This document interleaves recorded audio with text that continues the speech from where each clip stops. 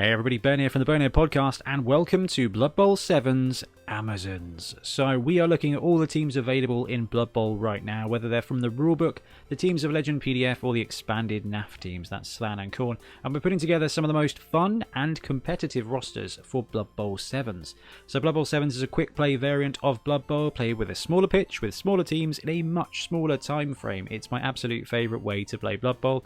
You can get a game done in 40 to 45 minutes, no problems at all. If you want to know more about 7s, watch our Intro to 7s video, or one of our two full seasons 7 Super Series that you can go and watch. It is the 2016 rules, but you will definitely get a feel of 7s if you catch up with it, and I'm very excited to start filming ours in a couple of months' time for 2020.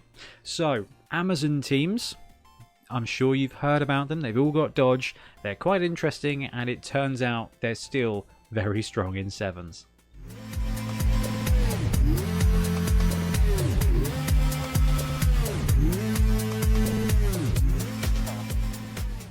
So why are they so strong in 7s? So, dodge. Everybody has dodge.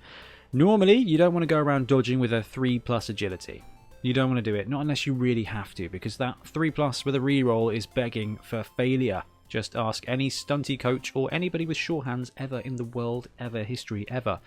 However, what it does do is essentially just keeps you standing all of the time.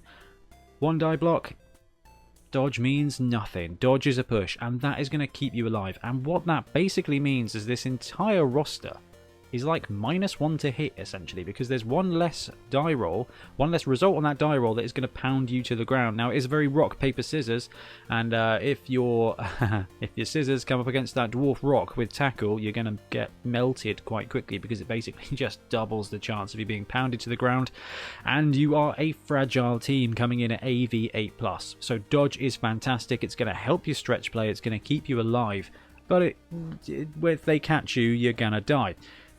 But overall, the biggest strength of the Amazon roster has to be their Blitzer positional. And you can take 4 of them.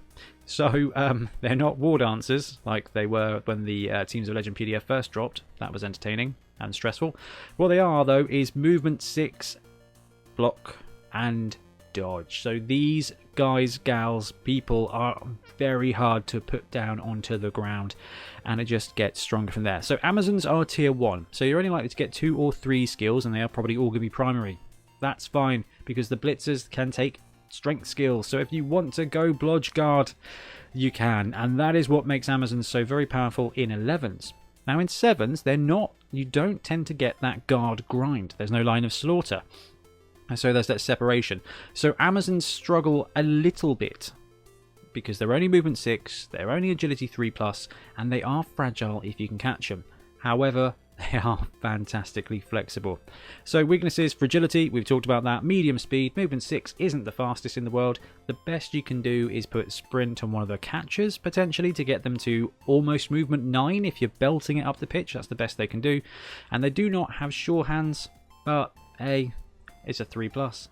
So we've got the daddy of rosters here for Amazons, I think. It's the straight up 560 point 4 Blitzer build. So 4 Blitzers and 4 line women. You can get rid of a line woman and replace them with an apothecary to keep your Blitzers alive, but it's entirely up to you whether you want that bench or whether you want that apothecary chance.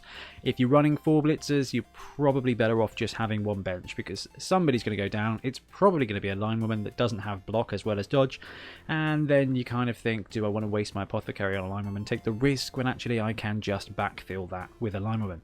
And the other thing, we're just going to have to say it right now, is yes, you only get a few skills, and that may involve leveling your Blitzers up to have a bit of guard or a bit of mighty blow. More likely, it's going to be line women getting block, because then you can run with 3 skills, 7 blodgers at Ag 3+, and that is so strong. Your opponent is going to really struggle to fight back against you. You're only strength 3, and you're going to have to position well, and you're going to have to take those dodges when you need it.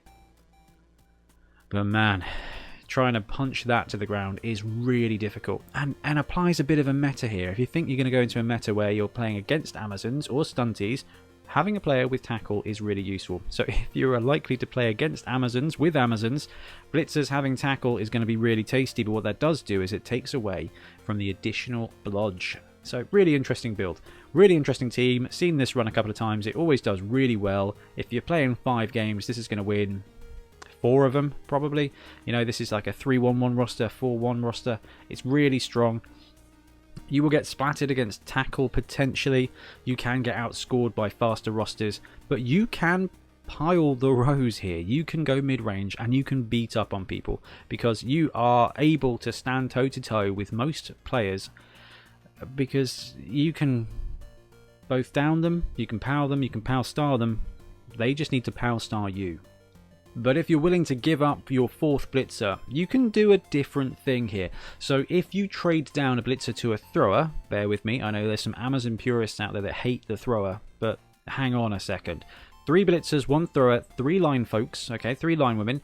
You've got 7 players. You're a little bit vulnerable there on bench, but you get a reroll. Not only do you get a reroll, but because you're running that thrower, you have the potential to swing in and get reroll number 2, please, with leader. Then you're looking at 3 blodgers, 2 rerolls, 7 players, and a few more skills. So what you're realistically looking at here is, say it's a 3-skill tournament, 3 blitzers, 1 thrower with leader, 2 more linos with block potentially, and that's going to give you 5 blodgers and 2 rerolls. You are going to be able to fight your way out of most situations, and you're going to be flexible enough to pull it off. And the great thing about having those dual rerolls is that you can kind of compound anything you want.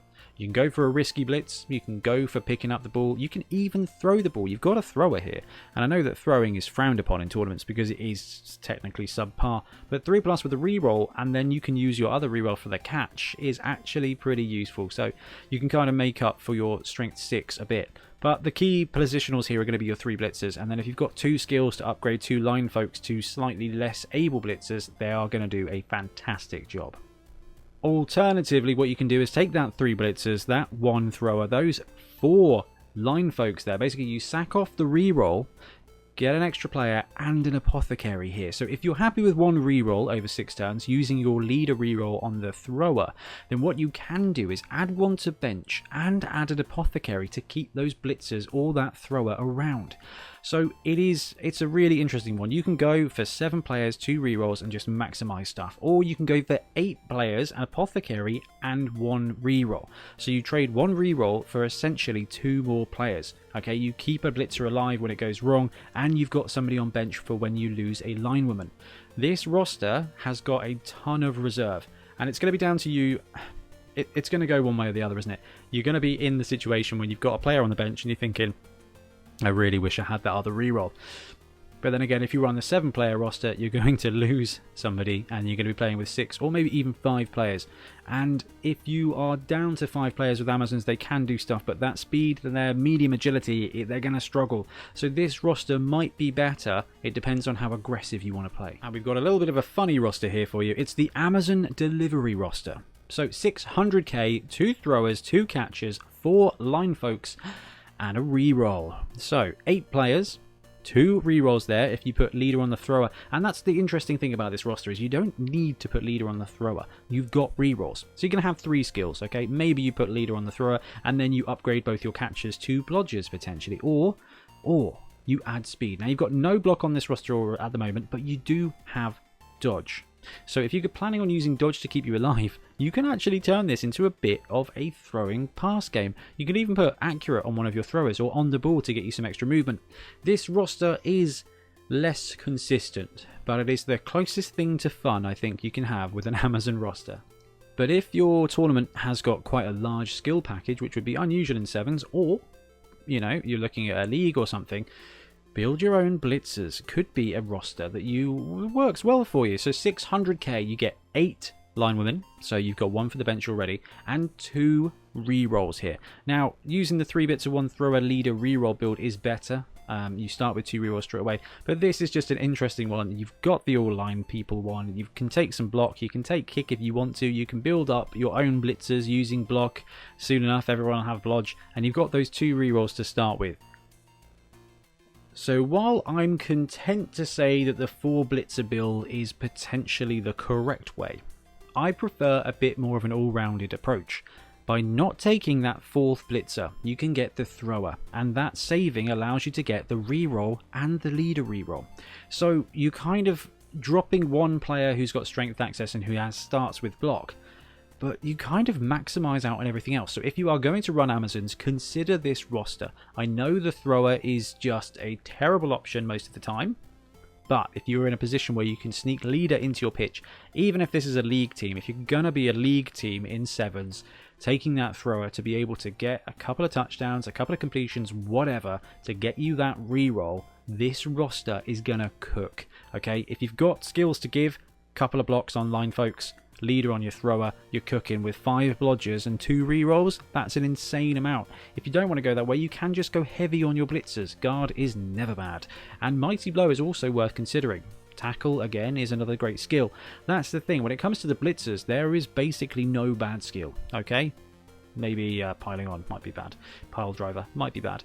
But, you know, guard, tackle, mighty blow, they're all, even a cheeky frenzy, they're all going to be really good for your team. I do recommend this roster.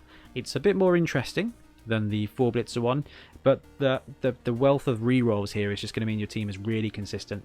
And I think this is going to be a really powerful roster. I am solidly convinced this is a 4-1 roster. This is the kind of roster that a well-coached team can perform a cheeky 5-0. They don't have a lot of speed, but trying to put this roster down is going to be tough, and they've got the rerolls and the skills there to pull out shenanigans that they have no right pulling out. This is interesting. I think I've sold myself on Amazons.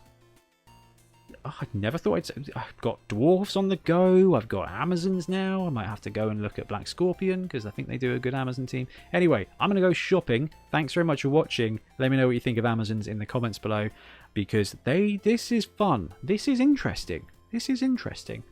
And we'll be back soon with some more Blood Bowl content. Thanks very much for watching. Thanks very much for watching. We really appreciate your support. If you want to support the show even further, please like and subscribe. It really helps us out. Or come and join us in our Patreon, link below, where you get early access to our content and monthly competitions. See you later.